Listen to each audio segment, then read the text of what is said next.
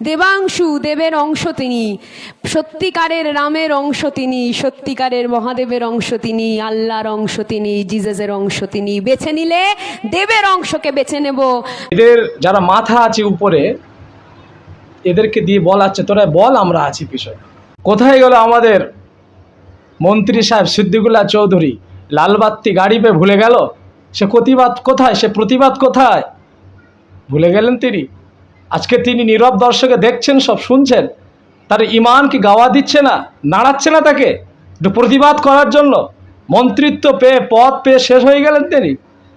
দেখুন, প্রথমত আমি বলবো সারা দেশবাসী এবং বিশেষ করে আমাদের পশ্চিমবঙ্গের সমস্ত পশ্চিমবঙ্গবাসীকে বলবো যে আমরা কোন রাজ্যে বাস করছি। এটা হলো পশ্চিমবঙ্গ, এটা হলো ভ্রাতৃত্বের আপনার পশ্চিমবঙ্গ। এখানে হিন্দু, মুসলিম, জৈন, খ্রিস্টান, আদিবাসী সবাই আমরা একসঙ্গে থাকি, মিলেমিশে থাকি। তো আমরা আশা করিনি এরকম কিছু উগ্র কথা বলা। বিশেষ করে আমার মনে হচ্ছে কি জানেন, যে এটা এরা বলছে না, এদের যারা মাথা আছে উপরে, এদেরকে দিয়ে বলাচ্ছে তোরা বল আমরা আছি পিছনে।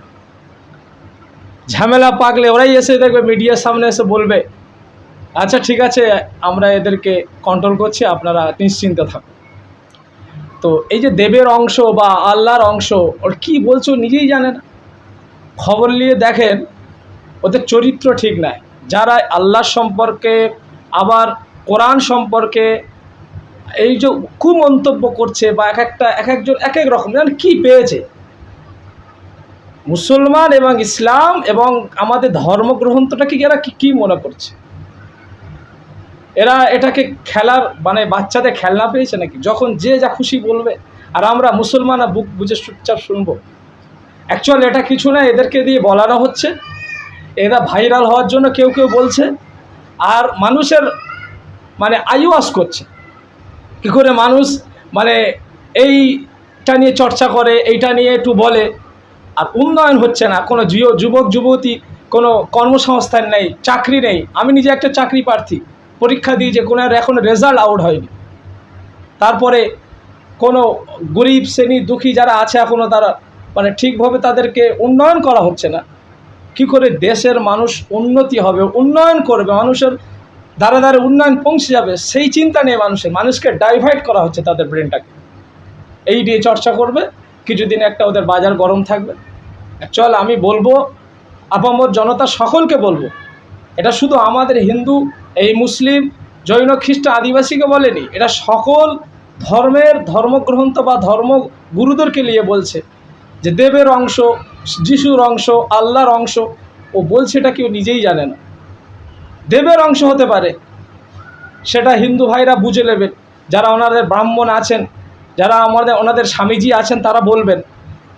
এবং যারা বলছে আপনার কি বলে, যারা আমাদের খ্রিস্টান ভাইরা আছে তারা বলবেন যিশুর অংশ, তারা বলবেন। কিন্তু আমি একজন মুসলিম হিসাবে আমি এটা বলতে চাই, যে এরকম কুরুচি মন্তব্য করছেন তাদের প্রতি এটা আমাদের ধিক্কার, এবং তাদের আমরা এটা অ্যাকসেপ্ট করি না। বিশেষ করে আমি মুসলিম হিসাবে তাদেরকে বলবো এই রকম উগ্র কথাবার্তা, এরকম চিন্তাভাবনায় আপনারা চলবেন না। আমাদের বাংলা এটা সম্প্রীতির বাংলা, মানুষ এখানে শান্তিপ্রিয় আছে এবং শান্তিতে থাকতে চায়।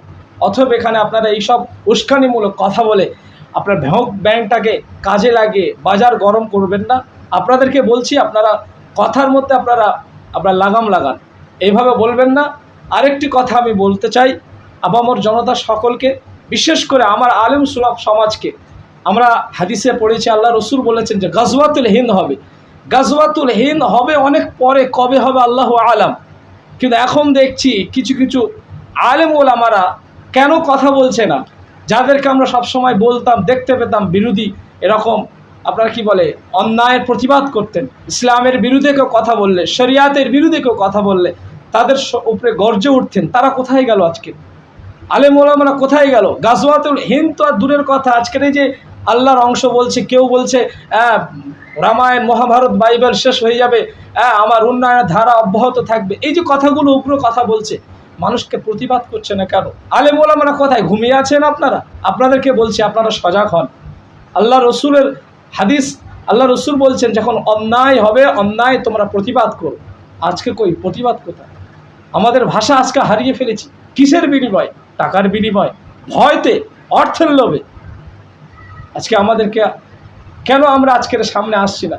তারা যেভাবে মিডিয়াকে কাজে লাগে আমার ইসলামকে, আমার আল্লাহকে অবমাননা করছে, আমরা কেন মিডিয়াকে কাজে লাগে আমরা তাদের যোগ্য জবাব দিচ্ছি না? আর এটা তো আমাদের রাইট আছে, আমাদের বলার অধিকার আছে। আর ওরা কেন আমার ধর্মের ওপর আঘাত করবে? আল্লাহর অংশ কেন বলবে? এটা তো অধিকার নেই। ভারতের আইন তো ওদের বলে না, ভারতের ধারা সংবিধান ওদেরকে এরা রাইট দেয়নি বলতে। কেন বলছে? এটা আমার প্রশ্ন ওদের কাছে। ওরা কি পড়াশোনা করেনি? যদি পড়াশোনা না করে আমি তাদেরকে পরামর্শ দেবো, পড়াশোনা করো। এরকম কোনো ধর্মের মানুষ অন্য ধর্মের মানুষ তাকে আঘাত করবে না, কোনো কটু কথা বলবে না। এটাই হলো আমাদের ভারতবর্ষ, এটা হলো পশ্চিমবাংলা।